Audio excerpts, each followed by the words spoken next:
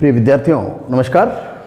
आप देख रहे हैं लक्ष्यकार सर हिंदी वाले यूट्यूब हिंदी शिक्षण चैनल और मैं हूं श्रवण कुमार लक्ष्यकार। आइए आज अपन देखते हैं कक्षा 12 हिंदी साहित्य पाठ्यपुस्तक शरयू और इसकी एक बहुत ही महत्वपूर्ण रचना। लेखक हैं महाकवि सूर्यकांत त्रिपाठी निराला। जी हाँ, छायावाद के प्रमुख स्तंभों में से एक सूर्यकांत त्रिपाठी निराला। और निराला जी की एक बहुत ही प्रमुख काव्य रचना है राम की शक्ति पूजा। आइए अपन इस काव्य का पठन करते हैं, रसास्वादन करते हैं। और इससे पूर्व कि हम आगे बढ़ें, मैं समस्त विद्यार्थियों से निवेदन करना चाहूँगा, जो भी पाठक इस काव्य को देख रहा है, इस वीडियो को देख रहा है, उनसे निवेदन है कि इस कविता की पृष्ठभूमि, इस काव्य की पृष्ठभूमि, इस काव्य का जो प्रसंग है वो मैंने अपने पिछले वीडियो के अंदर एक बहुत ही विस्तार से कहानी के रूप में इसको चित्रित किया है, उसको बताया है। तो आप जरूर पहले उस वीडियो को देखें। वो वीडियो यदि आप देख लेंगे ढंग से तो आपको ये प्रसंग बहुत अच्छी तरीके से समझ में आ जाएगा और कविता बहुत आपके लिए सरल होने वाली है। तो जरूर उस वीडियो को देखें और फिर इस वीडियो के ऊपर आए आप। आइए इसके ऊपर बात करते हैं राम की शक्ति पूजा। थोड़ा सा दृश्य अपन देखते हैं। राम और रावण के बीच में युद्ध का दृश्य। एक दिन यानी युद्ध के प्रथम दिन, क्योंकि राम और रावण के बीच में जब युद्ध होता है तो रावण शक्ति की उपासना कर लेता है और रावण के पास में शक्ति होती है, शक्ति यानी देवी दुर्गा। इत्तेफाक से पहले दिन रावण उस युद्ध के दौरान विजित हो जाता है, यानी रावण प्रारंभिक बढ़त ले लेता है युद्ध में। और उस समय युद्ध के कुछ नियम होते हैं, संध्या हो जाती है और सूर्यास्त के बाद में युद्ध होते नहीं थे। तो जैसे ही सूर्यास्त हुई तो युद्ध वहीं समाप्त हो गया। रावण बड़ा अट्टहास करता हुआ, हंसी खुशी में चिल्लाता हुआ, और रावण के सैनिक, क्योंकि राक्षस थे वो बड़े ही चिल्लाते, हंसते, कूदते, नाचते, दूसरे शब्दों में यूँ कहें कि राम को चिढ़ाते हुए अपने शिविर की ओर चले जाते हैं। दूसरी तरफ राम के शिविर में राम अपने प्रमुख सेनापति और प्रमुख सैनिकों के साथ बड़े ही विचलित, बड़े ही दुखी मन से वहाँ बैठे हैं और अपने सैनिकों से विचार विमर्श करते हैं। पास में समुद्र का दृश्य है और अब देखिए बहुत ही मानवीकरण अलंकार का एक सुंदर प्रयोग महाकवि निराला जी ने किया है।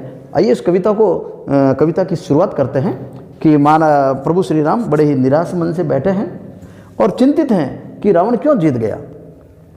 और प्रभु श्री राम कल की चिंता करते हैं कि यदि ऐसा रहा तो राम वो अपनी हार के प्रति चिंतित है कि मैं हार जाऊंगा और रावण जो अन्यायी है, जो अत्याचारी है, उसके पक्ष में शक्ति स्वयं लड़ रही है। तो ये बहुत बड़ा राम के लिए एक दुख का विषय था। आइए इस कविता को शुरू करते हैं। अभी निकालिए इस कविता को और साथ साथ इस कविता का अपन सरलार्थ और भावार्थ भी करते चलेंगे। है अमानिशा उगलता गगन गन अंधकार, है अमानिशा उगलता गगन गन अंधकार, खो रहा दिशा का ज्ञान, स्तब्ध है पवन चार, अप्रतिहत गरज रहा पीछे अंबुदि विशाल, भूधर ज्यों ध्यान मग्न केवल जलती मशाल। शाम का दृश्य है, समुद्र के किनारे, क्योंकि वो राम के टेंट लगे हुए, राम का जो शिविर था, युद्ध का दृश्य और एक जलती हुई मशाल। इधर पीछे समुद्र, बड़ा ही विकराल समुद्र की लहरें और लहरों से तट से टकराने की आवाज़ें आ रही है अमानिशा, अमानिशा यानी अमावस्या की रात, अमानिशा, अमावस्या, निशा यानी रात, अमावस्या की रात यानी अंधकार में बिल्कुल अमावस्या की रात, बिल्कुल काली अंधेरी घनघोर डरावनी रात। और पीछे समुद्र की आवाज़, यानी ये सारा युद्ध का, ये सब हार के प्रतीक दिख रहे हैं, ये सारे प्रतिमान हैं, ये सारे बिंब हैं। और यहाँ पर समुद्र जो है एक रावण का प्रतीक है, अन्याय का प्रतीक है कि रावण जिस प्रकार अट्टहास करता हुआ निकला, राम को चिढ़ाता हुआ निकला, रावण की सेना निकली, तो वही कुछ दृश्य यहाँ पर एक समुद्र जो है एक बिंब के रूप में भी अपन इसको मान सकते हैं। दृश्य है, देखिए आप, मानवीकरण अलंकार, यानी मानवीकरण अलंकार वो होता है जब प्राकृतिक चीज़ों को जब अपन एक सजीव दृश्य देते हैं, सजीव रूप देते हैं, तो वो मानवीकरण अलंकार कहलाता है। है अमानिशा उगलता गगन घन अंधकार, अमावस्या की रात और गगन में अंधकार उगल रहा है, यानी गगन में बहुत जबरदस्त अंधकार। खो रहा दिशा का ज्ञान, चारों ओर दिशा का ज्ञान, यानी मालूम ही नहीं पड़ रहा कि किधर है, पूर्व किधर है और पश्चिम किधर है, कि चारों ओर अंधकार ही अंधकार, कुछ हाथ से हाथ दिखाई नहीं दे रहा। दूसरे रूप में यहां पर यह भी कह सकते हैं कि प्रभु श्री राम को कोई लक्ष्य दिखाई नहीं दे रहा है कि कल क्या होगा, अब मैं इसका क्या तोड़ निकालूं कि रावण से विजय पा सकूं। उनको दिशा का ज्ञान नहीं है, प्रभु बड़े चिंतित। खो रहा दिशा का ज्ञान, स्तब्ध है पवनचार, और गर्मी की जो हवा है, गर्मी की जो हवा है गर्मी के दिनों में वो बिल्कुल स्तब्ध शांत है, वो बिल्कुल हवा भी ठहरी हुई। अप्रतिहत गरज रहा पीछे अंबुदी विशाल, अप्रतिहत यानी जो पराजित नहीं हुआ, अप्रतिहत जो पराजित नहीं हुआ, यानी पराजित कौन नहीं हुआ था उस दिन? रावण। अप्रतिहत यानी रावण, अप्रतिहत गरज रहा पीछे अंबुदी विशाल, ऐसा लग रहा है जैसे कि समुद्र जो है जो कभी हारा नहीं, बहुत ही विकराल रूप। यहां पर समुद्र किसका प्रतीक है? रावण का प्रतीक है। तो समुद्र की लहरें अट्ठास कर रही है, यानी प्रभु श्री राम को यह दृश्य चारों ओर के प्रभु श्री राम को कुछ भी दिखाई नहीं देता कि अब क्या करना चाहिए और क्या नहीं करना चाहिए। रावण की विजय देखकर प्रभु श्री घबरा जाते हैं और वो विचलित हो जाते हैं कि आसक्ति उसकी तरफ क्यों है। भूधर ज्यों ध्यान मग्न केवल जलती मशाल, भूधर, भूधर कहते हैं पर्वत को। पर्वत शांति का प्रतीक है, पर्वत स्थिरता का प्रतीक है। जब किसी स्थिरता का बोध कराना हो तो पर्वत के समान अटल, पर्वत के समान शांत। तो प्रभु पर्वत के समान ध्यान मग्न भी, यानी बिल्कुल चुपचाप, प्रभु बोल नहीं रहे हैं और केवल जलती मशाल, एक केवल शिविर के अंदर एक मशाल जल रही है, बाकी सब चुपचाप शांत बैठे हैं। और प्रभु श्री राम पर्वत के समान शांत और पीछे समुद्र अट्ठास करता हुआ और बड़े ही चिंतित मग्न में, यानी प्रभु श्री राम के शिविर के अंदर चिंता की लकीरें। स्थिर राघवेंद्र को हिला रहा फिर संशय, स्थिर राघवेंद्र, राघवेंद्र प्रभु श्री राम, राघवेंद्र, स्थिर राघवेंद्र को फिर स्थिर राघवेंद्र को हिला रहा फिर संशय। और प्रभु श्री राम को बार बार संशय हो रहा है, बार बार संशय हो रहा है, बार बार मन में शंका होती है। क्या शंका हो रही है? रह रह उठता जग जीवन में रावण जय भय, रह रह कर कि संसार में रावण की जय हो जाएगी, रावण की जीत हो जाएगी। रावण की जीत से डर रहे हैं प्रभु। रावण की जीत से क्यों डर रहे हैं? क्योंकि रावण अन्याय का प्रतीक है। यहां पर अन्याय की जीत हो जाएगी प्रभु के रहते हुए, तो अन्याय की जीत हो रही है, इसलिए प्रभु विचलित हो जाते हैं। जो नहीं हुआ आज तक हृदय रिपुदम में श्रांत, एक भी अयुत लक्ष्य में रहा जो दुराक्रांत, कल लड़ने को हो रहा विकल वह बार बार, असमर्थ मानता मन उद्यत हो हर हार। प्रभु श्री राम के मन में रावण जय का भय दिखाई देता है। जो नहीं हुआ आज तक वह हृदय रिपुदम्य श्रांत, आज तक किसी दुश्मनों से जो आदमी नहीं डरा, आज तक किसी दुश्मनों से जिसका हृदय कंपित नहीं हुआ, एक भी अयुत लक्ष्य में रहा जो दुराकांत, यानी हजारों की सेना यदि हमला कर दे तो भी जिसका जीतना मुश्किल हो, पर आज वही रावण, क्योंकि शाम हो गई थी, चला गया था, तो वापस कल सुबह युद्ध होना ही था। कल लड़ने को हो रहा विकल वह बार बार, आज वही रावण व्याकुल हो रहा लड़ने को बार बार का, कल देखते हैं क्या होता है। यानी रावण को जीत का घमंड था और राम को बड़ा ही भय था कि रावण क्यों जीत जाएगा। असमर्थ मानता मन उद्यत हो हर हार, राम के लिए ये बड़ी ही जीत, असमर्थ राम अपने आप को मान रहे थे कि ये जीत बिल्कुल नहीं होगी, और राम मन में हार रहे थे, मन में बड़े चिंतित थे। यानी राम की चिंता रावण से हारने से ज्यादा थी कि रावण अन्यायी था, रावण पथभ्रष्ट था, रावण दुराचारी था, और ऐसे में यदि उसकी जीत होती है तो मानवता के लिए बहुत गलत संदेश जाएगा। ये राम का असली डर था। तो ये राम का मन का अंतर्द्वंद था, ये राम के मन का अंतर्द्वंद था कि अब करें तो क्या करें। छायावादी काव्य है, और छायावादी काव्य में क्या होता है, प्रकृति के माध्यम से संदेश देने का प्रयास किया जाता है। अब दृश्य ये, राम बैठे हैं और सभी चिंतित, राम भी बड़े चिंतित, और बाकी जितने भी हैं वो सभी शांत। कुछ क्षण तक रहकर मौन सहज निज कोमल स्वर, कुछ क्षण तक रहकर मौन सहज निज कोमल स्वर बोले रघुमणि। रघुमणि यानी प्रभु श्री राम, यानी प्रभु श्री राम कुछ क्षणों तक तो चुप रहे और उसके बाद में बोले, क्योंकि बात तो करनी थी, सेनापति थी वो बोले, मित्रवर होगी विजय न। हे मित्रों, विजय नहीं होगी, अपनी विजय नहीं होगी। प्रभु के मुख से ये 6 शब्द, मित्रवर होगी न, मित्रवर विजय होगी न, समर यह नहीं रहा नर वानर का राक्षस से रण। प्रभु ने कहा कि ये जो रण देख रहे हो, ये जो युद्ध देख रहे हो मित्रों, ये नर और वानर, नर वानर का राक्षसों से नहीं है। नर वानर कौन? राम की सेना, और राक्षस रावण की सेना।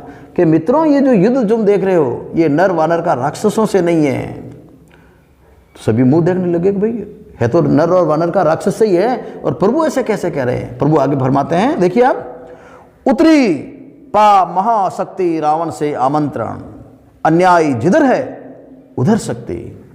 उतरी पा महाशक्ति रावण से आमंत्रण। हे मित्रों, रावण से आमंत्रण पाकर महाशक्ति स्वयं युद्ध करने के लिए आई है, यानी साक्षात जगदम्बा, साक्षात दुर्गा रावण की तरफ युद्ध कर रही है। यानी रावण ने शक्ति की उपासना की और रावण ने शक्ति को अपने बस में कर लिया, तो शक्ति उनकी तरफ हो गई। तो राम का दर्द यह है कि शक्ति रावण की तरफ कैसे हो गई, क्योंकि शक्ति को तो सत्य के साथ रहना चाहिए। तो अब राम को तो मालूम पड़ ही गया कि शक्ति जिधर है उधर जीत होगी। तो प्रभु श्री राम इसलिए विचलित होते हैं कि शक्ति उस तरफ है, अब हमारी विजय कैसे होगी। कहते छल छल हो गए नयन, कुछ बूंद पुनः जल के दृग जल। ऐसा कहते हुए प्रभु की आंखों से छल छल छल छल, आंखों से आंसू आने लगे, नयन बहने लगे, कंठ रुंध गया, रुक गया कंठ, और प्रभु श्री राम का कंठ रुक गया। अब आप देखिए, प्रभु श्री राम की आंखों में जब आंसू देखे, कंठ रुका, बोल नहीं पा रहे हैं, तो वहां पर लोगों को कितना गुस्सा आया होगा। आज किसी सेना के सेनापति की आंखों में आंसू आ जाए तो सेना तो बड़े रौद्र रूप में आ जाती है, मारने को उतारू हो जाती है। वैसा ही कुछ दृश्य होता है।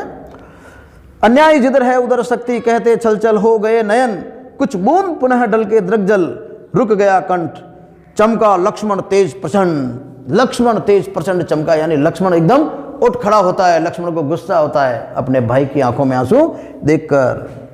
धस गया धरा में कपि गह युगपद मशकदंड।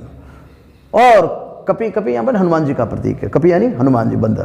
तो वो एकदम खड़े हुए और दोनों ही पांव रोप कर धरती के ऊपर वो खड़े होते हैं, धस जाता है पांव, धरती कंपायमान होती है लक्ष्मण का और हनुमान का ये रूप देखकर, बहुत गुस्से में होते हैं। धस गया धरा में कपि गह युगपद मशकदंड, स्थिर जाम्बवान, और जाम्बवान जी बिल्कुल स्थिर, वो चुपचाप, बुजुर्ग थे वो चुपचाप, स्थिर जाम्बवान, समझते हुए ज्यों सकल भाव, सारे भावों को समझते हुए जाम्बवान जी चुपचाप बैठे हैं। लक्ष्मण जी और हनुमान जी बहुत क्रोधित होते हैं, गुस्सा होते हैं, खड़े हो जाते हैं। व्याकुल सुग्रीव हुआ उर में ज्यों विषम भाव, और सुग्रीव के भी उर में, उर यानी हृदय, सुग्रीव के भी दिल में बड़ा व्याकुल हुआ। सुग्रीव भी कहते हैं यार क्या करें यार, प्रभु की आंखों में आंसू, प्रभु की आंखों में आंसू। सुग्रीव भी बड़ा ही विचलित हुआ कि क्या करें। निश्चित सा करते हुए विभीषण कार्यक्रम, मौन में रहा यों स्पंदित वातावरण विषम, निज सहज रूप से संयत हो जानकी प्राण। जानकी प्राण, जानकी यानी सीता, सीता के प्राण यानी प्रभु श्री राम। थोड़ा सा ऐसी स्थितियों को देखते हुए विभीषण प्रभु श्री राम को ढाढ़स बंधा देते, हिम्मत बंधा देते हैं। हे जानकी प्राण, आप हिम्मत रखिए, आप शांत रहिए, कुछ न कुछ रास्ता निकलेगा। अपन कहीं पर जाते हैं, कोई परेशानी होती है तो किसी को अपन हिम्मत बंधाते हैं ना, तो वो हिम्मत बंधाते हैं। मौन रहा यों स्पंदित वातावरण विषम, निज सहज में हो संयत हो जानकी प्राण। बोले आया न समझ में यह देवी विधान। प्रभु क्या बोलते हैं, देवी का जो विधान है ये समझ में नहीं आया। आया न समझ में यह देवी विधान, रावण अधर्मरत भी अपना मैं हुआ अपर, यह रहा शक्ति का खेल समर, शंकर शंकर। कर्ता में योजित बार बार सर किन्नर, कर्ता में योजित बार बार सर निकर निशित, हो सकती है जिनसे ये ससुति संपूर्ण विजित, जो तेज पुंज सृष्टि की रक्षा का विचार है, जिनमें निहित पतन घातक संस्कृति अपार। अब वो प्रभु श्री राम कहते हैं, आया ना समझ में देवी का विधान, रावण अधर्मरत है, अधर्मरत भी अपना में हुआ अपर, कह रहा शक्ति का खेल समर शंकर शंकर। कि रावण जो अधर्मरत है उसकी तरफ ये शक्ति है, हे भगवान ये कैसा बुरा दिन है, कैसा बुरा समय है, यह रहा शक्ति का खेल, ये ऐसा रहा शक्ति का खेल। व्यंग में बोलते देखो शक्ति आज उस तरफ जा रही है। हो सकती जिनसे ये संस्कृति संपूर्ण विजित, प्रभु श्री राम कहते हैं जिन बाणों में सृष्टि की रक्षा का विचार है, इन्हीं में पतन और विनाश करने की, ये संस्कृति की विनाश करने पर तुली हुई है। यानी संस्कृति की रक्षा कौन करती है? शक्ति करती है, और वही शक्ति आज संस्कृति का विनाश करने पर तुली है। शक्ति किसकी तरफ थी? रावण की तरफ थी। तो शक्ति आज उन्हीं ये संस्कृति का विनाश करने पर तुली हुई है। यह रहा शक्ति का खेल समर शंकर शंकर, कर्ता में योजित बार बार सर निकर निशित। हो सकती जिनसे ये ससुति संसुति संपूर्ण विजित, पूरा संसार जिससे विजित हो सकता है, जो तेज पुंज सृष्टि की रक्षा का विचार, जो तेज पुंज है जिन बाणों में पूरी संसार और पूरी सृष्टि की रक्षा की ताकत है, रक्षा का विचार रखती है, जिनमें निहित पतन घातक संस्कृति पार। और उन्हीं बाणों में आज संस्कृति के पतन की बात कर रही है, यानी वो रावण की तरफ है। जब रावण जीत जाएगा तो संस्कृति का पतन हो जाएगा। कह हुए भानु कुलभूषण वहां मौन क्षण पर। जब प्रभु श्री राम ने ये बात कही कि भाई मेरा दर्द यह है कि शक्ति उसकी तरफ लड़ रही है, तो भानु कुलभूषण ये प्रभु श्री राम के पर्यायवाची शब्द जो इस पाठ के अंदर आए हुए। कहा हुए भानु कुलभूषण वहां मौन क्षण भर। ऐसा कहकर प्रभु श्री राम क्षण भर मौन रहे कि भाई अब करना तो क्या रहा, करें तो क्या करें, शक्ति उस तरफ है, ये चिंता का विषय है, पूरी संस्कृति हार जाएगी। बोले विश्वस्त कंठ से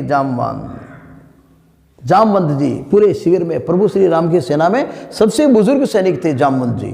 तो जामवंत जी, अब देखो घर में कई बार लड़ाई होती है और इस प्रकार की स्थितियां बनती है, सभी शांत होते हैं, परेशानी होती है, तो कौन बोलता है सबसे पहले? बुजुर्ग होता है, वो समझाता है, वो बोलता है, वो बात को संभालता है। तो यहाँ जामवंत जी बात को संभालते हैं। बोले विश्वस्त कंठ से जामवान, रघुवर विचलित होने का नहीं देखता मैं कारण। हे रघुवर, इस प्रकार विचलित होने का कारण मुझे तो कोई नहीं दिखता। आप क्यों विचलित होते हैं? हमारी हार नहीं हो सकती। प्रभु श्री राम बड़े एकदम, अरे यार ये ऐसा कैसा कह रहा है, शक्ति उस तरफ है, शक्ति उसकी तरफ लड़ रही है और हमारे पास शक्ति नहीं, हम तो हार हैं। और जामवंत जी कहते हैं कि नहीं आप विचलित मत हो, हमें विचलित होने का कोई कारण नहीं। अब जामवंत जी आगे क्या कहते हैं देखिए आप। हे पुरुष सिंह, हे पुरुषों में सिंह। पुरुषों में सिंह कौन? प्रभु श्री राम। प्रभु श्री राम का पर्यायवाची शब्द है पुरुष सिंह। हे पुरुष सिंह, तुम भी यह शक्ति करो धारण। क्या कहा? कि तुम भी यह शक्ति करो धारण, तुम भी शक्ति को धारण करो। अब भाई रावण ने शक्ति धारण कर ली, रावण ने शक्ति की पूजा की और अपने बस में कर लिया, शक्ति वहां चली गई। आप भी शक्ति की पूजा कर लो और शक्ति को अपने बस में कर लो, शक्ति आपके पास आ जाएगी। आइडिया दे दिया जामवंत जी ने। हे पुरुष सिंह, तुम भी यह शक्ति करो धारण, आराधन का दृढ़, आराधन से दो उत्तर। आराधना का उत्तर किससे दो? आराधना से। रावण ने आराधना की थी शक्ति की, उसके पास चली गई। आप भी आराधना करो, आपके पास आ जाएगी। आराधन का दृढ़, आराधन से दो उत्तर। तुम वरो विजय संयत प्राणों से प्राणों पर। तुम वरो विजय संयत प्राणों से प्राणों पर, यानी प्राणों की बाजी लगा दो उसको, उससे वर प्राप्त करने के लिए, यानी शक्ति को अपना बनाने के लिए प्राणों की बाजी लगा लो, यानी तुम उसकी पूजा करो। रावण अशुद्ध होकर भी यदि कर सकता है त्रस्त, रावण अशुद्ध होकर भी यदि कर सकता है त्रस्त, तो निश्चित तुम हो सिद्ध करोगे उसे ध्वस्त।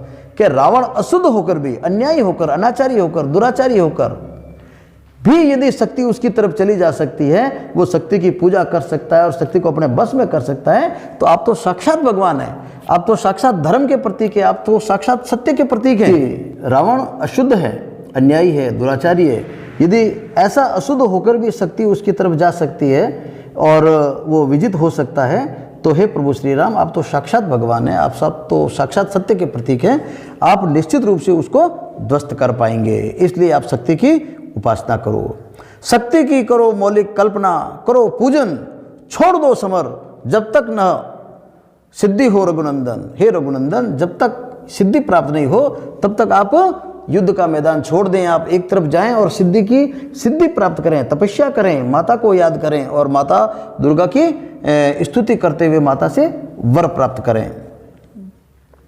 तब तक लक्ष्मण है महावाहिनी के नायक, क्योंकि युद्ध का दृश्य था, युद्ध चल रहा था, तो वो कहते हैं कि आप युद्ध की चिंता न करें, आप तो एक तरफ जाएं। तब तक लक्ष्मण के नेतृत्व में, भैया लक्ष्मण के नेतृत्व में ये महावाहिनी यानी पूरी सेना हम युद्ध करेंगे।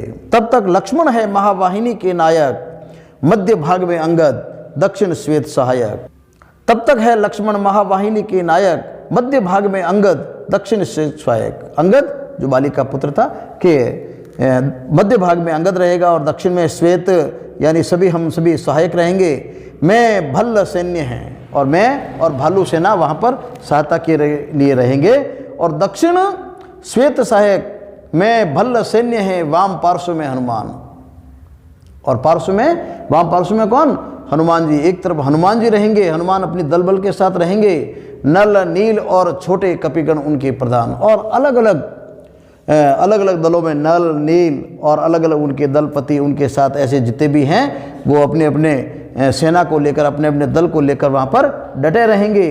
सुग्रीव विभीषण जहाँ यूथपति यथा संभव। और सुग्रीव और विभीषण, यूथपति यानी दल नायक, दलपति, सुग्रीव और विभीषण जैसे दलपति और जो हमारे पास हैं रिजर्व फोर्स, हम रिजर्व में रहेंगे कि जहाँ कहीं भी जरूरत पड़ेगी तुरंत उनकी सहायतार्थ वहाँ पहुँच जाएंगे। सुग्रीव विभीषण अन्य यूथपति यथा समय आएंगे, रक्षा हेतु जहाँ भी होगा भय। हे प्रभु आप चिंता न करें, जहाँ भी भय होगा हम तुरंत अपनी दल को लेकर वहाँ पहुँच जाएंगे। आप युद्ध की चिंता न करें, आप केवल तपस्या करें।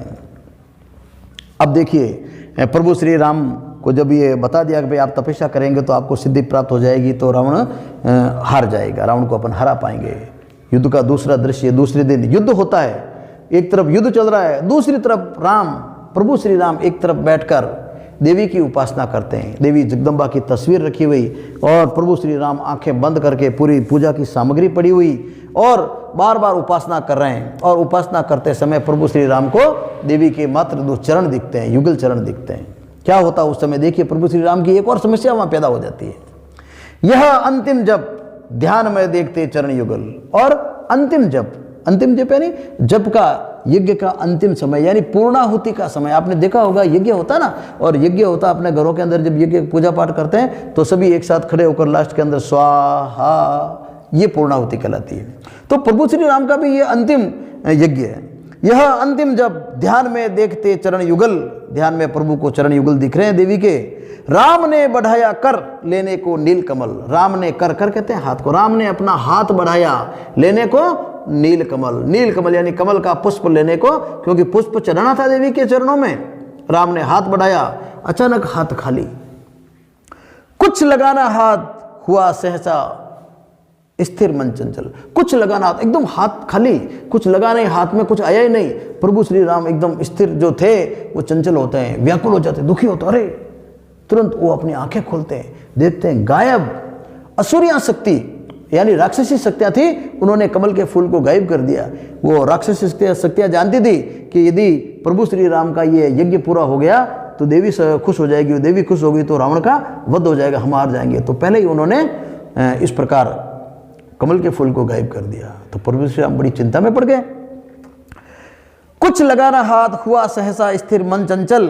ध्यान की भूमि से उतरे खोले पलक विमल। ध्यान की भूमि, ध्यान में लगे हुए थे, एकदम ध्यान से उतरे, पलक खोलकर देखा तो आगे बिल्कुल थाली साफ। देखा वहां रिक्त स्थान, यह जप का पूर्ण समय। वहां रिक्त स्थान देखा और इधर जप का पूर्ण समय। यदि पुष्प चढ़ाओ तो जप पूरा हो, नहीं तो ये जप बिल्कुल खारिज। अब कैसी हुई सब? पुष्प कहाँ से लेके आए? युद्ध का मैदान वहाँ कुछ था ही नहीं, आसपास सामग्री नहीं थी। अब प्रभु श्री राम बड़े दुखी हुए। आसन छोड़ना असिद्धि, आसन छोड़ना असिद्धि, भर गए नयन दय। आसन यदि छोड़े वहाँ से कमल पुष्प लाने के लिए जाए, आसन छोड़े तो असिद्धि यानी सिद्धि प्राप्त नहीं हो, व्रत टूट जाए, जप टूट जाए। भर गए नयन दये, दोनों आंखें भर गई, प्रभु की आंखों में फिर आंसू आ गए। देखिए करुण रस, प्रभु की आंखों में फिर आंसू आ गए। क्या करूं, कैसी विधाता मेरी परीक्षा ले रहा है। धक जीवन को जो पाता ही आया है विरोध, धिक्कारते हैं अपने आप को, यार ये कैसा जीवन है, हमेशा मेरा विरोध होता है। जब राज्याभिषेक की बात आई, वनवास मिल गया, वनवास में आराम से रह रहे थे, सीता का हरण हो गया। अब यहाँ पर अंतिम देवी के खुश होने की बात हुई, नीलकमल चला गया, ये गायब हो गया। अब कैसे देवी खुश हो, और कैसे मैं युद्ध जीतूं, और कैसे सीता को प्राप्त करूं, और कैसे सृष्टि को, मानव समाज को मैं मुक्ति कहूंगा। दिक जीवन का जो पाता ही आया है विरोध, दिक साधन जिसके लिए सदा ही किया शोध, जान की हाय उद्धार प्रिया का हो न सका। प्रभु व्याकुल हो जाते हैं कि यार ये कैसी चीज है। देवी को, सीता को याद, जान की हाय प्रिया का उद्धार, जान की हाय उद्धार प्रिया का हो न सका, जान की मैं तुम्हें बचा नहीं पाऊंगा। वह एक और मन रहा राम का जो न थका, जो नहीं जानता दैन्य, नहीं जानता विनय, कर गया भेद व मायावरण प्राप्त कर जाए। ऐसा राम का मन जो कभी दीनता नहीं आती, कभी उनके मन में मतलब दया भाव रहते थे लोगों के प्रति। आज जब विजय की बारी आई तो मायावरण, एक माया रूपी कोई आया और माया के द्वारा वो सारी विजय उनके हाथों से छीन ली गई, यानी वो पुष्प छीन गया। तो प्रभु श्री राम बड़े व्याकुल हो जाते हैं, उनकी आंखों में आंसू होते हैं, और वो कहते हैं सीता को, अपना आप का सीता का दोषी मानते हैं कि सीता मैं तुम्हारे लिए कुछ नहीं कर पा रहा हूं। बुद्धि के दुर्ग पहुंचा विद्युत गति हत चेतन, अचानक प्रभु के बुद्धि के दुर्ग यानी अचानक दिमाग के अंदर एक चीज आई। बुद्धि के दुर्ग पहुंचा विद्युत गति हत चेतन, विद्युत गति यानी बहुत तेजी से मन में एक आइडिया आया। विद्युत गति हत चेतन, हत यानी बुद्धि, बुद्धि की चेतना आई, यानी अचानक प्रभु के दिमाग के अंदर एक विचार आया। राम में जगी स्मृति सजग पा भाव प्रसन्न, राम में जगी स्मृति हुए सजग बा पाव प्रसन्न। राम के मन में अंदर एक स्मृति हुई और उसको याद आते ही मन में राम बड़े प्रसन्न हुए, बड़े खुश हुए। कोई आइडिया आ गया दिमाग के अंदर, यह है उपाय। अब प्रभु मन में कहता अच्छा यह उपाय है, यह है उपाय। कह उठे राम जो मंद्रित गण, जिस प्रकार मंद्रित गण यानी नमित गण होते हैं, बादल होते हैं, वर्षा करते हैं, ठंडक लाते हैं, आत्मा को ठंडक करते हैं, खुशियां प्रदान करते हैं, तो इसी प्रकार वो प्रभु श्री राम एकदम उठे और बड़े खुश हुए। अब प्रभु श्री राम आगे देखते हैं क्या मन में विचार आया उनके। कहती थी माता मुझको सदा राजीव नयन, कहती थी माता मुझको सदा राजीव नयन। प्रभु को याद आया कि माता मुझे राजीव नयन कहती थी जब मैं छोटा था। अरे लल्ला तुम्हारी आंखें तो कमल के समान है, तुम्हारा नाम तो राजीव नयन है। प्रभु को याद आया कि माता कौशल्या तुम्हें राजीव नयन कहती थी। राजीव नयन ये भी प्रभु श्री राम का नाम है। अब उनको याद आया कि तुम्हारी आंखें कमल के समान है, तो प्रभु के दिमाग में आइडिया आया कि अब भी मेरे पास 2 कमल हैं, मैं चाहूं तो एक निकाल कर माता के चरणों में चढ़ा सकता हूं। 2 नील कमल है शेष अभी यह पुनश्चरण। मंत्रों का पुनः जाप शुरू होता है, मंत्र पढ़ना शुरू करते हैं क्योंकि प्रभु श्री राम उठे तो नहीं वहां पर, और तुरंत ये विचार आते हैं क्या करूं क्या नहीं करूं। अचानक आइडिया आता और तुरंत वो ये नीलकमल चढ़ा देता हूं, ये विचार आ गया। तुरंत पुनश्चरण मंत्रों का जाप पूरा करता हूं देकर माता एक नयन। हे माता अभी एक नयन देकर अपना जाप को मैं पूरा करता हूं। प्रभु श्री राम अपनी आंख निकालने के लिए तैयार हो गए। कहकर देखा तुलीर ब्रह्म सर रहा जलक, और ऐसा कहते ही प्रभु के पास में जो धनुष बाण पड़े थे, अपने बाण को देखा जो ब्रह्मास्त्र के समान चमक रहा था, ब्रह्मास्त्र के समान चमक रहा था। ले लिया हस्त लक लक करता हुआ माँ फलक, और जब जब करते हुए लक लक करते हुए बड़ी तेजी से प्रभु ने उसको हाथ में उठाया। ले अस्त्र वाम पर, ले अस्त्र वाम पर, वाम यानी इस हाथ से, बायां दायां बायां हाथ से वो धनुष लिया और इस हाथ से वो तीर।